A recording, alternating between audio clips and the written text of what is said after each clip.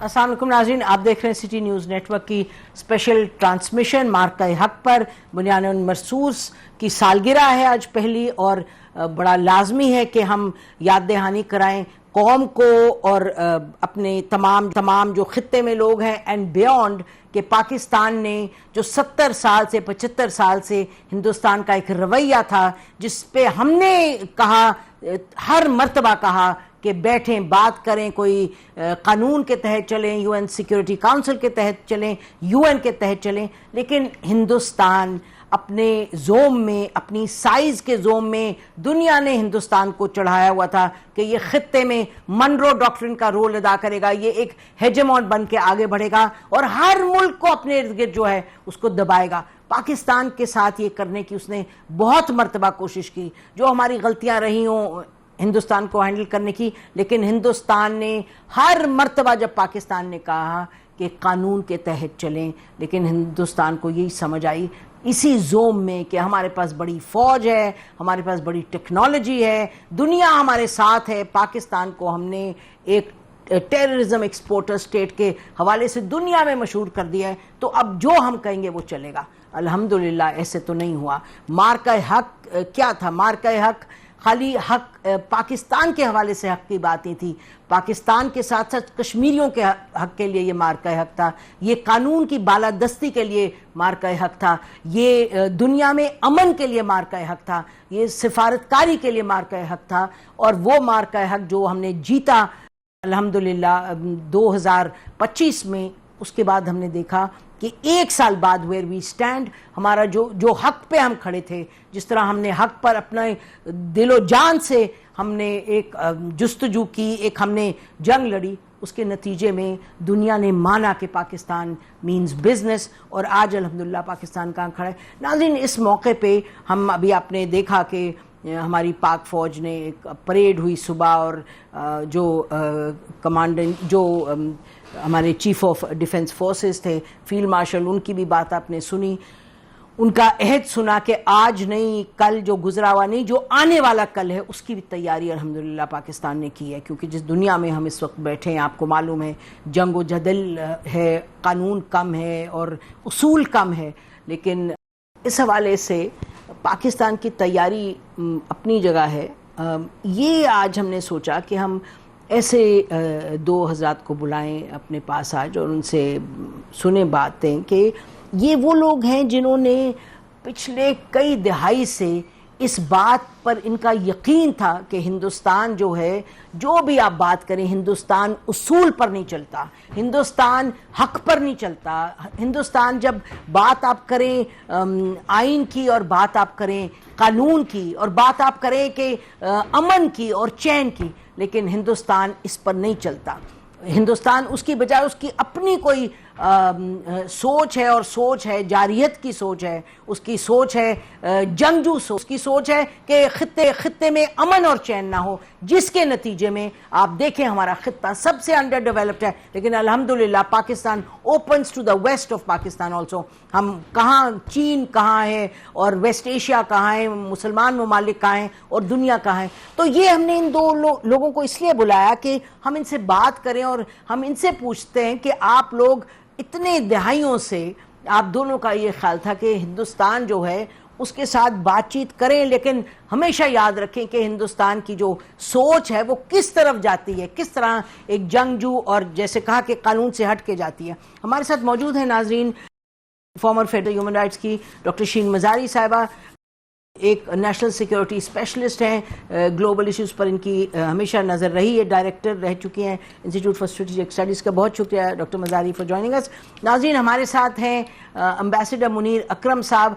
अगर हम इनके बारे में ये कहें कि he has fought from the front for 4 decades diplomatic field में, और हमेशा इन्होंने हिंदुस्तान के हवाले से कभी भी नहीं, नेवर विंक्ड वंस। इनको मालूम था कि हर सतह पर हिंदुस्तान कभी सही नीयत से नहीं चला, हिंदुस्तान ने कभी ये देखा नहीं कि बराबरी के उसूल किस तरह होते हैं, किस तरह से यूएन के जो उसूल हैं, जो कवानीन हैं, जो रेजोल्यूशंस हैं, उनको लेके आगे चलना चाहिए। What do these two people think today? इनसे बात करते हैं। वेलकम एंड मुबारक, आज पहली सालगिरह है مارکہ حق کی. تو بتائیں آپ کس طرح دیکھتی ہیں وہ Pakistan stand after year after that? دیکھیں بڑا انٹرسٹنگ ہے کیونکہ یہ سیکنڈ ہندوستان کا ایڈونچر ریسنٹ ٹائمز میں تھا فالس فلیگ کا. پہلگام کا بھی ہوا اور ہمارے لیے یہ دونوں بہت امپورٹنٹ تھے اس واسطے کہ کارگل کے بعد انڈیا نے ایک کمیشن بنایا تھا headed by air کوموڈور Jasjit Singh, اور انہوں نے یہ کہا کہ ہم اب پاکستان کو at every level of the threat ہم ان کو نہ صرف مقابلہ کر سکتے ہیں but we will win at every level. تو اس کے بعد جب پہلگام ہوا تو آئی تھنک پہلی دفعہ ہم نے اسٹیبلش کیا کہ ہندوستان کو پیغام دیا کہ اب ہم at every level of the conflict ہم پریویل کر سکتے ہیں. ہم نے اپنے ایئر فورس کو بھیجا, ٹارگٹس قریب کیے لیکن ہیڈ کوارٹرز ان کے ریجنل ہیڈ کوارٹر کو اٹیک نہیں کیا, پیغام کلیئر سگنلنگ کی, لیکن ہندوستان باز نہیں نہ آتا تو مودی کو پھر شوق چڑھا ایک اور فالس فلیگ کرنے کا. اور میں سمجھتی ہوں اس میں دو چیزیں ہوئی, ایک تو کلیئر وکٹری تھی اور مجھے ذرا سا کمپلینٹ یہ ہے کہ ٹرمپ اگر بیچ میں اس وقت نہ آتا تو ہماری وکٹری زیادہ مکمل ہوتی. ہندوستان کے کہنے پہ ٹرمپ نے یہ امن کا جو تماشا شروع کیا کہ میں نے جنگ روک دی, یہ وہ روکی ہندوستان کے فیور میں تھی, ہندوستان بچ گیا آپ کہہ لیں. جس طریقے سے ان کی ریفیل کی پوری فلیٹ تباہ ہو رہی تھی, اور میں سمجھتی ہوں اگر ٹرمپ نے ایک مزاحیہ طریقہ ہی کر دیا جو نہیں کرنا چاہیے تھا. جنگ سیریس چیز ہوتی ہے, اگر ہم نے 6 ریفیل گرائے تو آپ 6 رکھو, کبھی 6 کبھی 7 کبھی 8 کبھی 10. چلیں جی میں تو کہوں گی کہ بٹ ہم نے فری پی آر وہی پیغام نہیں کہ فری پی آر میں مزاحیہ خیز نہیں ہونا چاہیے جنگ میں, بٹ ہم نے دوسری دفعہ ہندوستان کو کلیئر میسج دیا کہ اب ہم every level of the conflict, چاہے وہ کنونشنل ہو یا نیوکلیئر ہمیں ٹیسٹ نہ کرو, but at every level of the conflict Pakistan can take you on اور ہم پریویل کریں گے, ہم جیتیں گے. بے شک بے شک. جی امبیسڈر منیر اکرم صاحب, ایک تو یہ میرا خیال ہے کہ جنگ روک کے اس وقت ہمیں یہ لگتا ہے کہ سمجھداری کی بات تھی کہ ہم نے دنیا کو سگنل بھی کر دیا, یہ لمبا بھی نہیں چلا, ہم نے یہ بھی کہہ دیا وی آر فار پیس, اور ہم نے یہ بھی کہہ دیا this is what we are capable of. But آپ بتائیے گا کہ آپ سے خاص طور پہ میں سننا چاہتی ہوں کیونکہ آپ تو ہم لوگوں کے استاد رہے ان اے وے کہ انڈیا پہ آپ کی جو ایک پوزیشن رہی ہے آپ نے اس پر بڑے قائم رہے ہیں. تو 1 سال مارکہ حق کے بعد how do you see Pakistan, how do you see آپ position, how do you see India? جی Naseem, thank you for having me. میرے خیال میں ہماری جو اسٹریٹجک پوزیشن اور ڈپلومیٹک پوزیشن دونوں بہت بہتر ہیں اس وقت. کریڈیبل جواب دیا ہم نے, اسٹیبلش کیا کہ جیسے شرین نے کہا کہ at every level we can respond. پر میرے خیال میں ہمیں یہ بھی ذہن میں رکھنا چاہیے کہ ہندوستان جو ہاسٹیلٹی ہے پاکستان کے خلاف وہ چھوڑے گا نہیں. کیوں نہیں چھوڑے گا؟ کیونکہ ایک تو ان کا خواب ہے جو ہندوتوا خواب ہے کہ ہم پورے خطے میں ہماری ڈومینیشن ہوگی. اگر اخن بھارت بھی نہیں بنتا تو وہ چاہتے ہیں کہ جی پوری خطے میں ڈومینیشن ہو. یہ پھر ہندوتوا کی جو آئیڈیالوجی ہے اس سے یہ سپر چارج جو ہیٹریڈ ہے ہمارے خلاف وہ سپر چارجڈ ہے. تیسری چیز یہ ہے کہ وہ مودی صاحب دیکھتے ہیں کہ ہر الیکشن وہ لڑ سکتے ہیں اور جیت سکتے ہیں, پاکستان اور مسلمانوں کے خلاف جو ان کی ریٹرک ہے اس کی وجہ سے وہ الیکشن جیت سکتے ہیں. تو میرے خیال میں اب ان کو جو شکست ہوئی ہے پچھلے سال, انہوں نے بدلے لینے کا پورا ارادہ کیا ہوا ہے, تیاری کر رہے ہیں. ہندوستان سب میں بڑا عام سے امپورٹر ہے, اور میرے خیال میں ان کو یہ غلط فہمی ہے کہ ہم ایک کنونشنل وار لڑ سکتے ہیں اور without danger of the nuclear escalation. میرے خیال میں یہ بہت بڑی غلطی ہے ان کی, کیونکہ میری نظر میں 2 نیوکلیئر پاورز کے درمیان جب جنگ ہوتی ہے تو اس میں کوئی ایسکیلیشن کا کوئی ایشورنس نہیں ہوتا کہ یہ کہاں جائے گی جنگ. اب پہلی یہ جنگ تو رک گئی ہے میرے ذہن میں.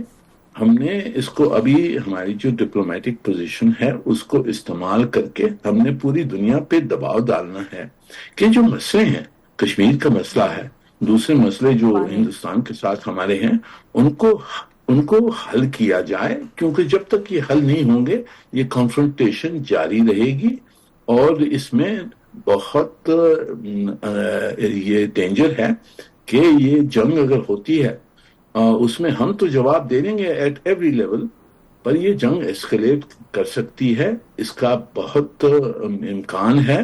اور پوری دنیا کو یہ سمجھنا چاہیے کہ دو نیوکلیر پاور کے درمیان جنگ نہیں ہو سکتی ہے, تو مسئلے جو ہیں ان کو حل کرنے کی بہت ضرورت ہے.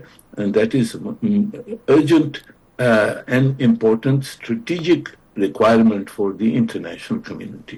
تو آپ نے بالکل صحیح فرمایا کہ اسی طرح سے ہے کہ معاملات جو سیٹل ہونے ہیں وہ تو ہونے اور ڈپلومیٹک ہی طریقے سے ہوں گے.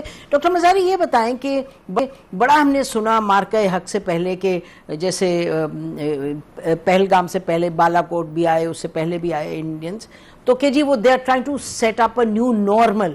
تو نیو نارمل پاکستان بار بار یہ کہتا ہے کہ نیو نارمل نہیں ہم ہونے دیں گے, ہم اپنی نسلیں گئی ہیں ہندوستان سے لڑتے ہوئے, ہم لڑتے رہیں گے. تو what was this new normal, کیا خیال تھا آپ کا, یہ کیا کہہ رہے ہیں؟ میرے خیال میں دیکھیں مودی کی سوچ جو ہے نا وہ بڑی ریسٹرکٹیڈ ہندوتوا ایک انٹالرنٹ سوچ ہے. میں تو بار بار کہوں گی اتنا بڑا ملک ایک لٹل انڈیا بن گیا ہے سائیکولوجیکلی اور پولیٹیکلی. کوئی آپ دنیا میں دیکھ لیں کیا حالات ہیں اس کے. حالانکہ ٹرمپ نے ان کی بڑی مدد کی تھی جنگ روکنے میں. بہرحال یہ میں بار بار پوزیشن ہے, but new normal Hindustan I suppose سمجھتا تھا کہ وہ کیپٹلائز کریں گے. اگر کوئی انٹرنل پرابلمز ہیں پاکستان کو, نیو نارمل یہ ہے کہ فالس فلیگ کر دو, اور کیونکہ ڈسینٹ ہے ود ان دا کنٹری تو ہم پریویل کر جائیں گے, کیونکہ سیاسی طور پہ ہم مضبوط ہیں اور ملیٹریلی وہ اپنے آپ کو پھر سے مضبوط سمجھتے تھے. میرے خیال میں اب ان کو میسج مل گیا کہ آپ بھی اپنی ملٹری کی ذرا ری وزٹ کریں, آپ کے ڈاکٹرنز بھی اور آپ کی ویپن سسٹم بھی. اور بائی دا وے ہماری بہت بڑی جیت ہوئی ہے, بٹ ہمیں بھی اپنی کئی جو ویکنسز نکلی ہیں ملیٹریلی. کل چین جو ان دی ایئر تھا اٹ واز ویری سکسیسفل, کیونکہ وہ بہت پراپرلی انٹیگریٹ ہوا تھا پورا سسٹم. کل چین آپ کا مطلب جو ہمارے جہاز سب, لیکن ہماری جو گراؤنڈ ایئر ڈیفنسز تھے وہ ہمیں بہتر کرنے ہوں گے. ہمارا کل چین نہیں اسٹیبلش ہوا صحیح طریقے سے. دیٹس وائی کافی میسائلز اور ڈرونز آ گئے تھے اینڈ دے ڈڈ ہٹ. اور دیکھیں ایران نے یہی کیا ہے نا, F-16 سکسیسفل نہیں ہوتے ان کمنگ مسائل سے اتنے. ایران نے اپنا اے سیمیٹرک وارفیئر پہ اسی واسطے امریکن جہازوں کو ڈیمیج کیا ہے ان کے بیسز کو کر سکیں. آپ کو اپنا کل چین جو گراؤنڈ سسٹمز ہیں ان کو بہتر کرنا ہوگا. بٹ فل مارکس جو ہمارا سسٹمز انٹیگریٹڈ ہوئے ہیں کل چین کے ایئر کے سپرب. اور میں سمجھتی ہوں ہم نے بڑا بوسٹ دیا ہے چائنیز ایئر کرافٹ کو بھی, جو ہم نے انٹیگریشن ساری ان کے ساتھ مل کے کی ہے. اور ہم نے پہلی دفعہ یہ پروف کیا ہے کہ بھائی کوئی ضرورت نہیں ہے ویسٹرن ملٹری سسٹمز کو لینے کی جو کہ پولیٹیکلی ڈیپینڈنسی ہوتی ہے, آپ کو بلیک میل کیا جاتا ہے. آپ کو پتہ ہے F-16 پہ ہمیں امریکہ کتنا بلیک میل کر رہا تھا, ہم سے پیسے ایک دفعہ لے لیے اور سویا بینز اور ویٹ دے دی, ہمارے جہاز بھی رکھ لیے, پیسے بھی کھا گئے. تو what I'm saying is, اور پھر 65 کی جنگ سے دیکھیں نا سپیئرز ہمارے روک لیتے تھے, تو اب وہ ڈیپینڈنسی ہٹ گئی. میں سنا ہے پھر ہم F-16 لے رہے ہیں, I have a different view, but بہرحال ہم نے پروف کیا ہمارے indigenous systems allied with Chinese systems superb ہے. اور ریفیل جو بڑا فرینچ کا بڑا مشہوری ہے ان کی میراج کی, which by the way is a beautiful plane, but میراج کی بھی تھی, ریفیل کی بھی. تو ریفیل کو تو ہم نے بڑی اچھی طرح ایکسپوز کر دیا ہے. بٹ یہ نیو نارمل جو ہندوستان ڈھونڈ رہا تھا میں سمجھتی ہوں ان کو ایک اور نیو نارمل ڈھونڈنا پڑے گا, کیونکہ یہ نیو نارمل اور accept the normal we are نہیں, فالس فلیگ کرتے رہے آپ, اور آپ سمجھتے ہیں کہ مجھے سمجھ نہیں آتی وہ اچیو کیا کرنا چاہ رہے تھے. ایکچولی مجھے سمجھ نہیں آئی ان کے وار ایمز تھے کیا, accept to harass and frustrate. اور بڑی انٹرسٹنگ بات ہے, اگر آپ اس وقت سوشل میڈیا دیکھیں تو پاکستان کی جو نان گورنمنٹل پولیٹیکل فورسز اور کامنٹیٹرز اور analyst, even human rights defenders, سب سے زیادہ انڈیا کو ٹارگٹ وہ لوگ کر رہے تھے. آپ کے گورنمنٹ والوں کی بہت کم سوشل میڈیا پہ پوسٹ آ رہی تھی. جنگ لڑ رہے نہیں, سویلین سے جنگ نہیں لڑ رہے تھے. بہرحال what I'm saying is اگر آپ کمپیریزن کریں تو یہ بھی ایک میسج ہندوستان کو گیا ہے. پیپل بالکل ایسی ہی بات ہے.